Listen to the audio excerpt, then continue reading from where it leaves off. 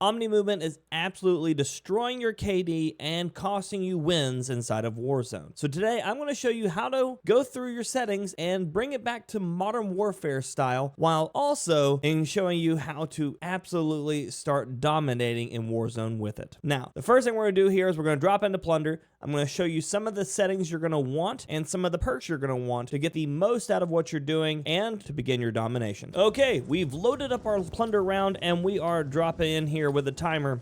So the first thing we'll talk about while we're dropping in the sky is some of the perks you're going to want. There are going to be 3 that you're going to use, 4 that are potentials. So the first 3 that you need to look at is obviously Sprinter and Gung Ho, and then I'm going to recommend Survivor. Survivor brings your health regen down from 7 seconds to 3 seconds, which is absolutely a game changer on any combat set.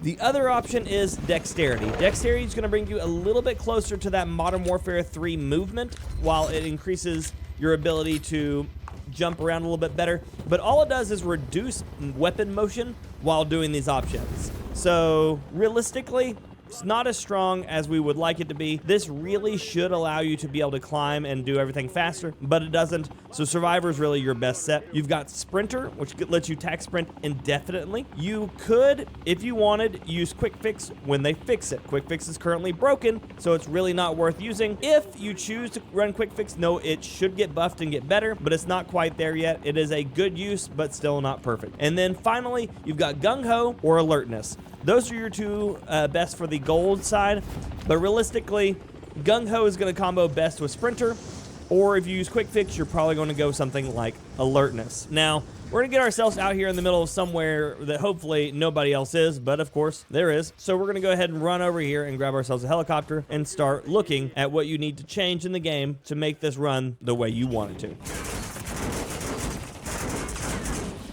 Okay, we made it out of that hellhole, so let's get ourselves down on the ground and start looking at some of these settings. So, like I said before, Omni movement is costing you games, and one of the ways it's costing you games is, one, you're trying to do too much with it. Omni movement has been touted as the best way to combat in this game, and realistically, it's not. It just isn't. And that's because of the way that they've put together the TTK in this game and the way that the damage numbers for the weapons are spread across the player, there is absolutely no true way that 2 even players will ever run into a situation where one will outplay the other in Omni movement if it comes down to a straight TTK trade-off. Now, of course, that means that neither player misses any bullets and that neither player is going to be significantly worse than the other player at all. So on a ground-to-ground situation, the person aiming down sight and firing first should always win. Again, if the combat is even. So let's go into this, and I'm going to show you kind of what you need to change to get rid of Omni movement and why it's going to really benefit you in the long run. So we're going to go over here, and first thing you do is you turn off Tactical Sprint Assist. This is not going to help you any if you're not using the Omni movement, so get rid of it. Mantle Assist, turn it off. Corner Slice, turn it off. Hybrid Go To, just slide only. You're going to turn off Automatic Airborne Mantle. You're going to leave on the Slide Restore, the Slide Maintain Sprint. Those are very important for keeping your slide cancels going. Mantle cancels reload, turn it off. And then there's going to be a a sprint cancels reload. That one needs to be off as well. Turn off Grounded Mantle, sprint activation, double tap, and you're going to want your sprint and to be on the toggle. Now, why all of these changes are important is because essentially enough what this does is it prevents you from sprinting unless you actively choose to do so. And you have to double tap to do your tac sprint, tap once to do regular sprint, and then you can just walk around whenever you don't want to sprint. And what this does is obviously it gives you complete and utter control of your combat choices and what you're doing at any point. Now, auto tac sprint is really what's going to cost you a lot on this. Now, again, if you want to be an absolute movement demon, you can keep your Omni movement on, but know that you're probably costing yourself more fights if you have it on. Because what ends up happening is the tac sprint in this game is basically what they want your entire movement set to be. And that tac sprint right there adds so much of your sprint to fire time to your gun. And it adds so much of a delay to every action you try to take. So if you remove all of that as an option, you are just ready to fire a lot faster.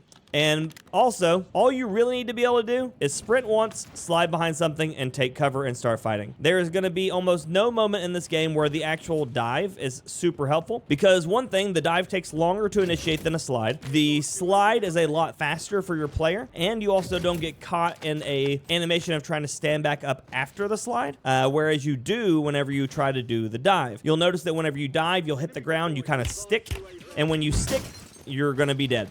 Whereas the slide is instant, and you're not going to have any problems getting back up and start running. And again, that comes from the slide maintains setting that I showed you just a moment ago. And what you're going to also find was when you're in combat with this, it's going to be a lot easier for you to get back on target, because your character's not changing as many elevations, because you're no longer getting stuck in that accidental dive or the accidental, basically, body slam yourself on the ground. This right here is turning this more into the Modern Warfare 3 slide cancel era, meaning your character is going to feel a lot more fluid, and your character is going to be able to respond to things a lot faster. Also, while you're in buildings, you can move around a little bit slower if you want to, allowing you to be heard less, because the footstep audio in this game is already atrocious. And so if your character isn't sprinting, it's even more atrocious for players to try to hear you, because you're no longer clod hopping through every sort of fight that you're trying to take. Also, when you're doing so, it's faster to ADS, and it's going to be actually a little bit noticeable, especially when you start getting into some of the more higher octane fights, on how much your ADS slows down when you start sprinting everywhere. So what you're trying to do right here is basically revert the game back to the Modern Warfare 3 end of game kind of quality of life settings by removing all of the stuff that they spent 4 years trying to force into the game. And it sounds completely stupid, but realistically what it does is it slows you down, because this game, despite attempting to tout the idea of being a faster game, almost everything they've done is slowed down in the game. They have slowed down our crouch speed, they have slowed down our reload speed, our climb speed, our jump speed, our mantle speeds. Pretty much any speed that you thought you had in the previous game, it has been slowed down.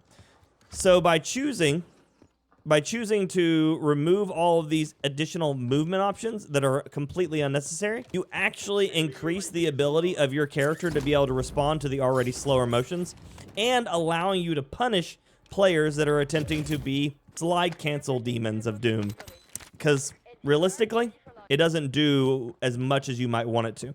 Now don't get me wrong, there are going to be players that are going to do exceptionally well leaving all that stuff on, but unless you are living that life and trying to be that absolute demon all the time, you're costing yourself your KD, your rounds, and you might be throwing for your friends. So what you need to do is take the game a little bit slower. No matter what this game thinks it wants you to do, the game really wants you to be slower. And the devs, even on Twitter, have come out to say, hey, we didn't want you to be able to jump and shoot as much. We didn't want you to be able to snake and slide as much. We didn't want you to be able to do all these advanced movement techniques. We just wanted you to use Omni movement. And again, Omni movement really hasn't done anything to really improve the overall feel of the game, because you get stuck in so many animations when you do so. So if you really want to take your game a little bit further, go through, change your settings that I showed you right there, and start punishing these people that think that they need to slide and dive and spin for every bit of combat. Because realistically, you're just going to start winning more. And hopefully, this helps you do that. Thank you so much for checking out the video. I am using the Goblin MK2. It's one of the fastest TTK weapons in the game. And I'm pairing it with the Siren, because the Siren does amazingly for making sure that your weapon, that you can run an AR and a full auto for your secondary. I will throw up the build for you because I think that you all deserve it. And I'll show you my Siren build as well, because the Siren build is a lot of fun. But there is the build for the Goblin. Here's the build for the Siren. Thank you all for checking out the video. I hope this helps y'all win more fights and win more games, as that is my ultimate goal on the channel, is to help you enjoy the game better and, of course, be more successful while doing so. If you're looking for some of the best builds in the game, or if you want to see the secret fastest TTK weapon in the game, got a video for you right here. Until next time, ladies and gentlemen, and everyone else, peace.